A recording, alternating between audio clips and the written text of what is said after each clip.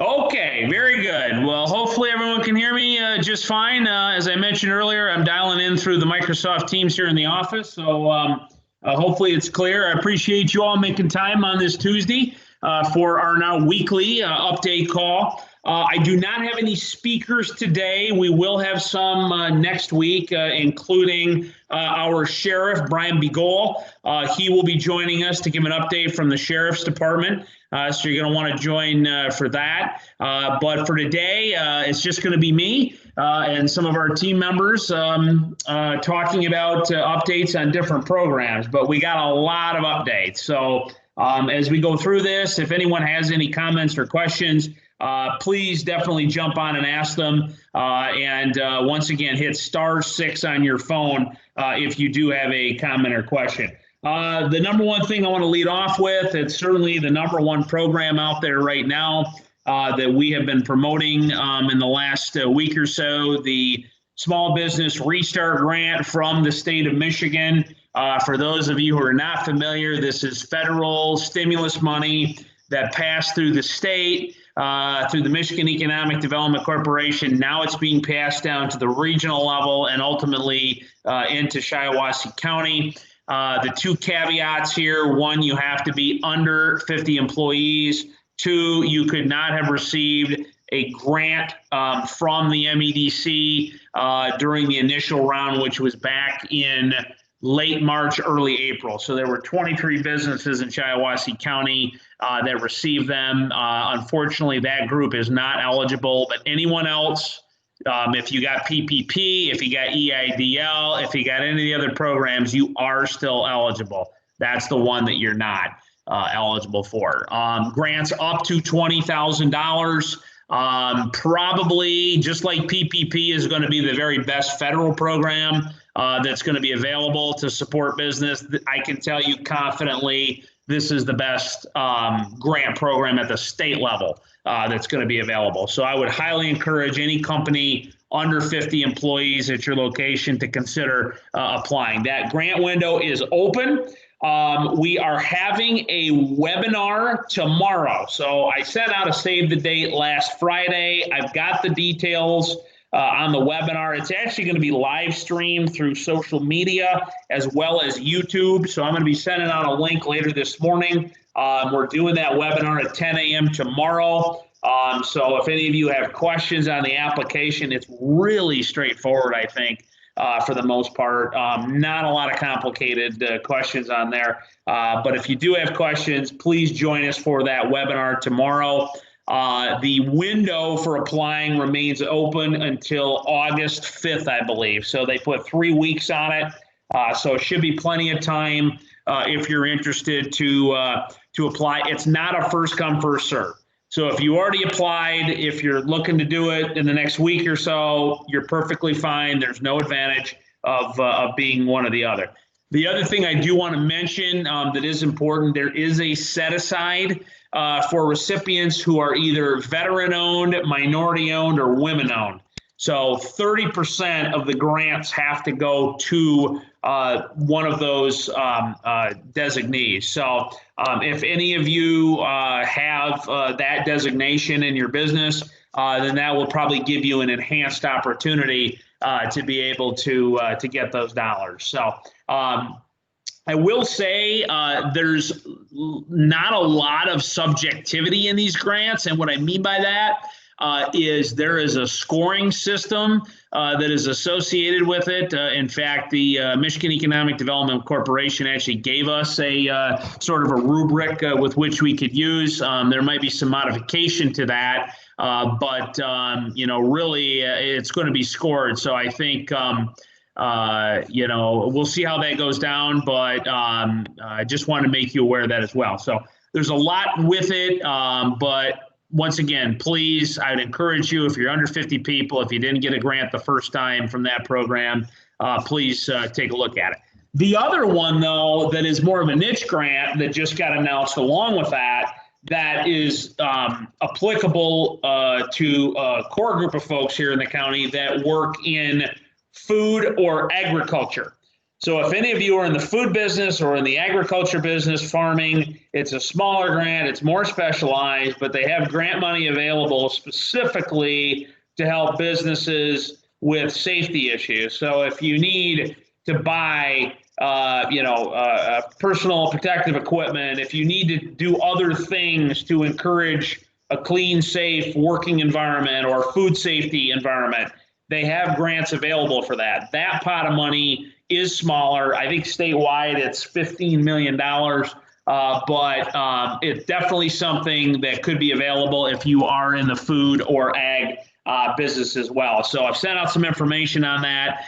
The change from last week that we just learned about yesterday is the requirement was you had to have at least 10 employees to qualify. Now you can have 1 employee. So, I know some folks here on the call, farmers market type businesses, you would now be eligible for that grant. So it's the Agricultural Safety Grant Program. We will send out more information on it, but certainly something you might want to take a look at if you are in that, if you're in that industry. PPP, I do want to mention that is still active. I know most of you have already applied, received your money, maybe been forgiven or working on forgiveness right now. But I want to let you know we did a little more research thanks to our intern this summer, Charlie Bruckman. He actually did a report for our board of directors yesterday. The tally is quite amazing. Across Shiawassee County, our estimates are that nearly 600 businesses got PPP money. Probably somewhere based on the average loan amount, somewhere we're guessing around $60 million. But here's the other thing that I think is incredible. PPP impacted over 6,100 jobs in Shiawassee County, 6,100 in this county. It's amazing what it did. And I know some of you had hassle in getting it together and the paperwork and all that. But, as far as I look at it, it was a huge lifeline for a lot of our businesses. And I know it's not the solution, but was certainly helpful for a lot of companies. So just wanted to share those stats with you again. I think it's important we track that and very grateful for that. I'm going to call on Jody on our team. Jody, I wonder if you could talk about a couple of items related, actually 3 items. If you could talk about some of the assistance programs available for landlords coming up in regards to eviction aversion, also SBDC updates, as well as PPE updates. So Jody, can you take it from here? Sure. Can you hear me okay? Yep, you're good. Okay. So I'll start with the SBDC webinars. There are actually several that are going to be taking place in the next couple of weeks, starting today. Justin did send information out about those. And the email that he sent, if you click on the title of the webinar, it will take you to a registration page. Today, there will be returning employees during COVID-19, so it's more of an HR update. Tomorrow, Cheryl Peterson will be covering writing a business plan. On the 23rd, they will cover intellectual property basics, and on the 29th, business legal issues. So all of those can be registered for by clicking on the link through the email Justin sent out, I believe yesterday in the evening.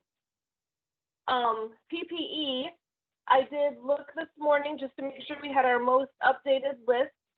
We have 15 different local businesses, or they have some sort of connection to Shiawassee County, that offer anything from masks, hand sanitizer, to cleaning of vehicles, cleaning of buildings, lots of different options there. So you'll find, Justin, I don't know if you resent that this morning. I just sent you the most updated, but that has contact information. It describes what services are provided by each of those businesses. And if you know of anything else that should be added, let us know and we can get that added to the list. And then the last item is the eviction diversion program. And we've had a couple of questions on this lately. It was a program that was designed to keep Michigan residents who fell behind during COVID-19 in their homes. So it's a program for landlords, but it benefits the tenants as well. It looks like there's $50 million available throughout the state, and it's actually administered by MISHDA, but they're working with all of the local housing assessment resource agencies to implement the program. So how it works is basically, from what I understand right now, the money has not been released, but what landlords need to do is actually, through the courts, start the eviction process. You will receive a summons, and that will have a special flyer attached telling you to contact legal services in Lansing. When you contact them, they will ask you several questions, kind of get some information from you, and then they will refer you to the local housing assessment resource agency.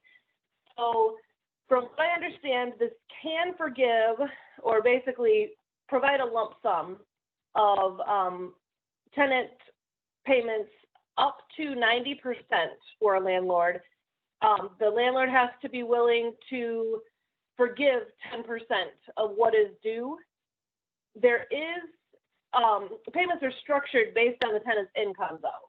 So if you're under 50% of the area median income, then you can be eligible for up to 90%. The percentage of rental arrearage payments that you could receive goes down obviously based on your income being higher. So if you are not eligible for the entire 90%, you can set up payment plans with your landlords for the remainder. So there are some different ways to work through that. From what I understand, the money should be released at the end of this month. It sounds like Shiawassee County should have around $170,000. I'm going to check on an update, try to have an update for next week because I did just speak with somebody about that recently. And there's a process being created right now. They're still working through all of that. And I was told that we will have a process emailed to us. We're actually working with the Capital Area Community Services here in Owasso. And once we have that, we can forward that out to everybody as well.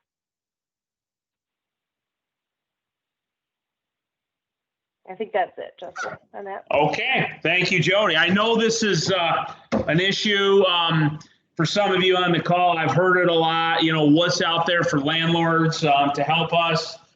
So this sounds like, at least for now, it's going to be the best program. I don't personally, it doesn't sound to me like that's a lot of money. I think that could go very, very fast. But we're hoping. When are we thinking we're going to have someone available to talk, Jody, on this in the next call?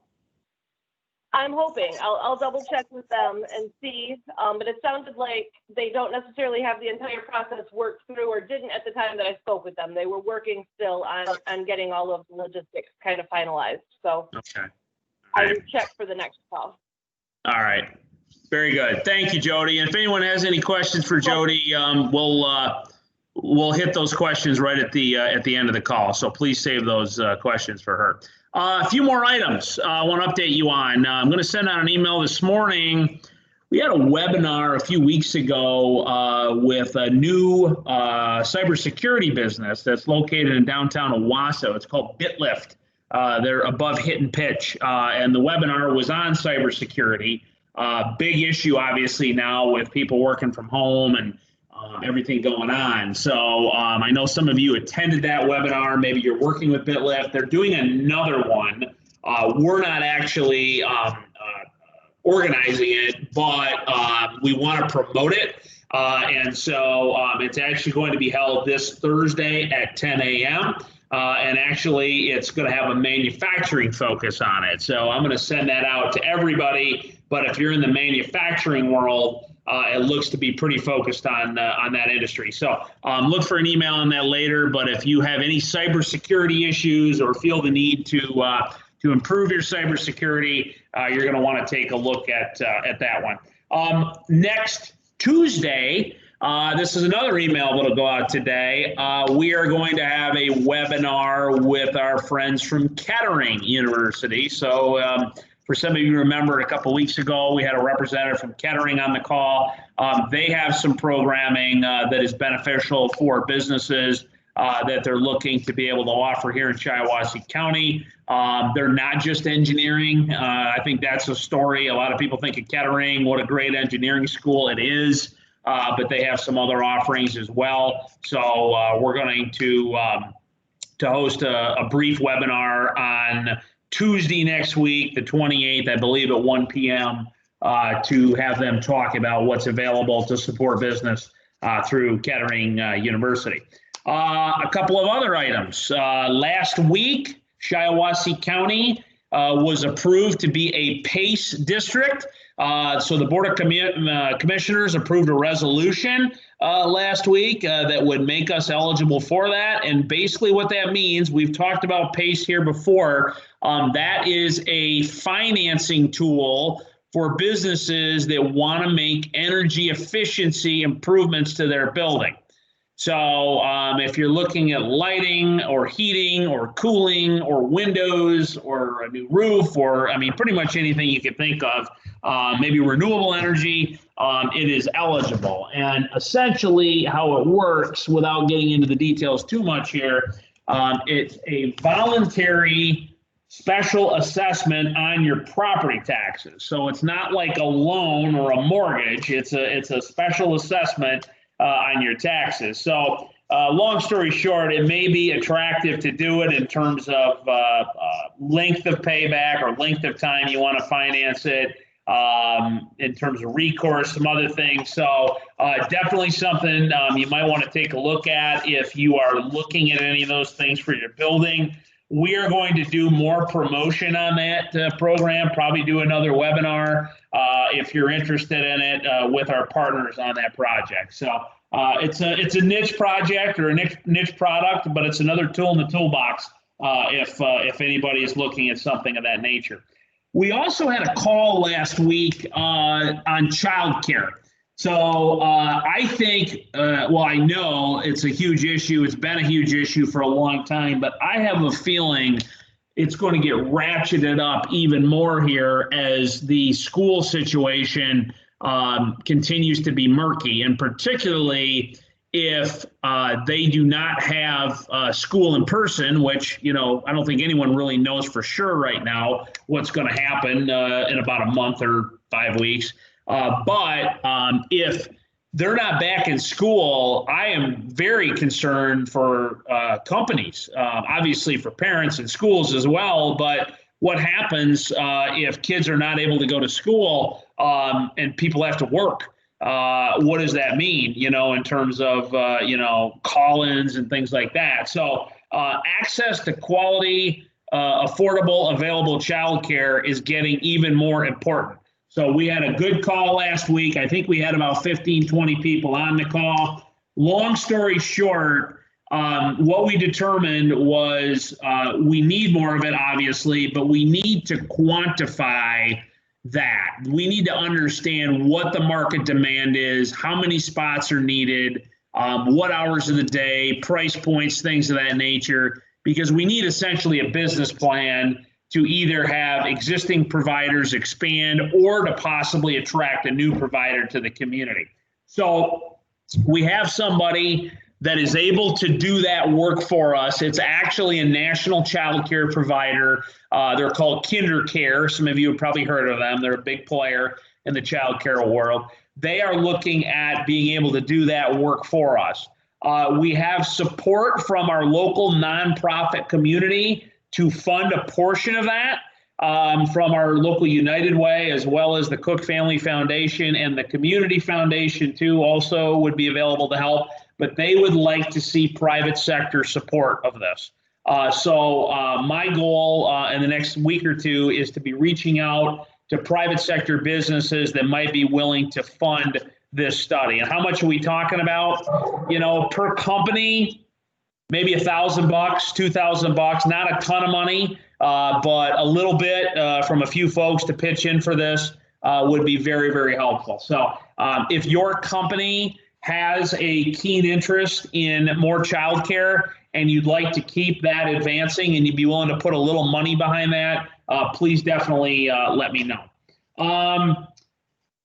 Two more things, and then we'll wrap it up. We've got a job fair coming up next Thursday. Some of you may be in that job fair.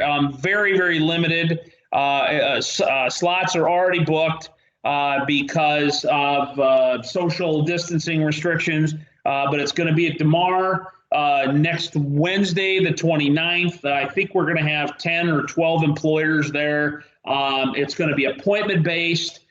So there won't be, a group of people gathering together. Be very efficient, very safe.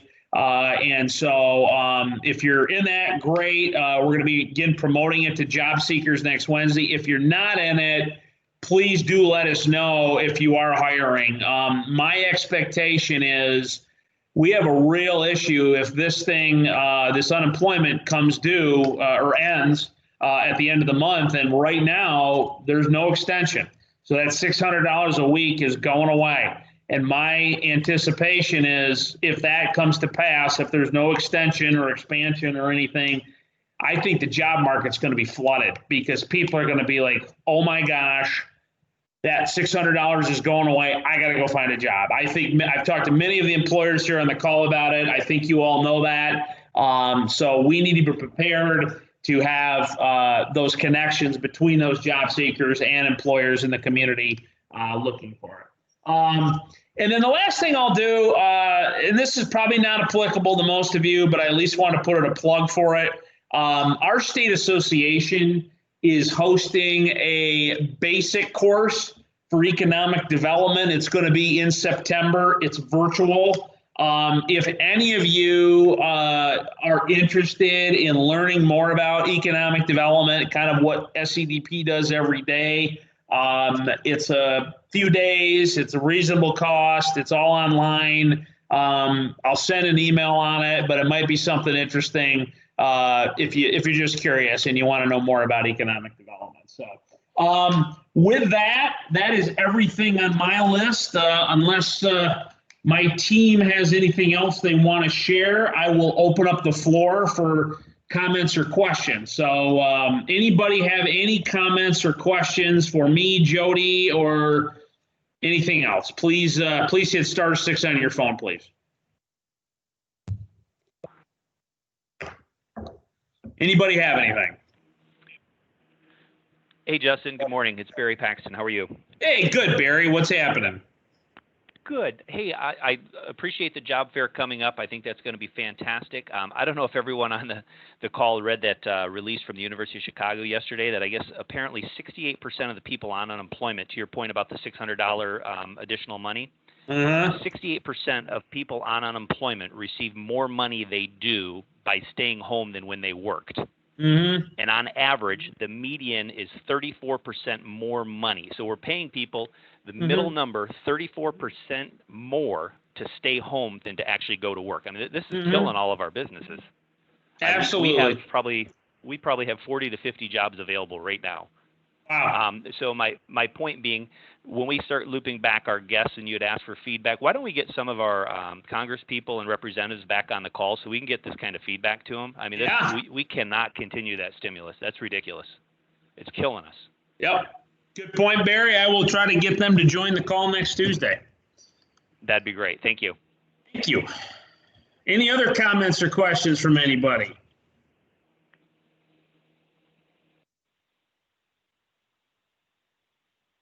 Justin, it's Randy Beatty. Yeah. Hey, Randy. I got an email last week, and I haven't got access to my emails right now. And this doesn't affect us, but I remember reading that there was a change with the with this new grant program, the Small Business Restart Program, to where they were going to allow businesses that had a previous grant from the previous past to actually apply.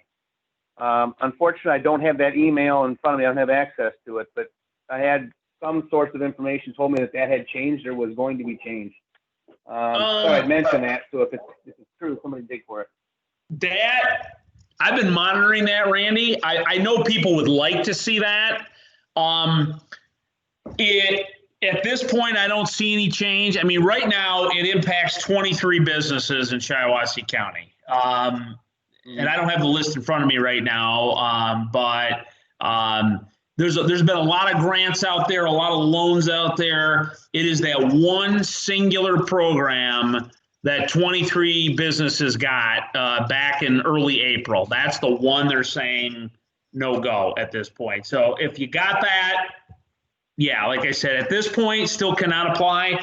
But the other issue, I've had a lot of people say, well, I got this other one. You know, that's the only one. If you got any other stuff, you're still good to apply. So, but we're going to continue to monitor if they change that or not, Randy. Okay, thanks, Justin. Yep, thank you. Other comments or questions from anybody?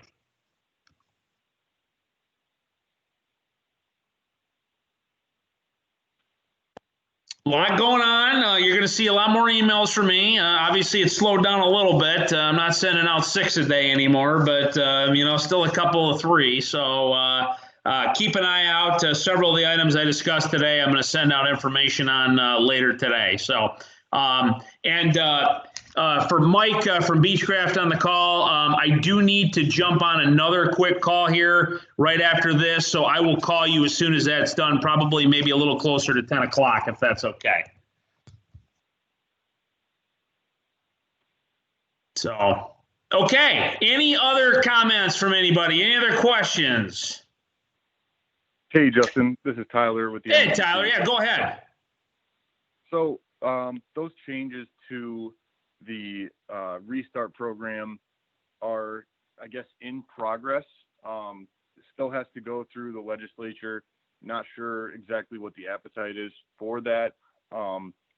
In the case that that does get approved, those companies would be able to apply, but they would only, or it'd still be substantial, but the amount that they received in the first part would be taken away from the up to 20,000 that they could receive in this round. Also being looked at is extending the deadline by 1 week if those changes are made. So we'll keep you posted. Nothing official yet, but it's being talked about, and we, I believe, took that question off of our application on the MEDC's web portal. Okay. Thank you, Tyler. That might just add confusion, but just know I'll stay on it, and I'll update you as soon as we hear anything more concrete. Okay. All right. Thank you, Tyler. Any other comments or questions? Okay. Well, as always, appreciate your time. Get a hold of us if you need anything in the interim. Check your emails, and if we can help you in any way, happy to do so. So have a good rest of your day, everybody.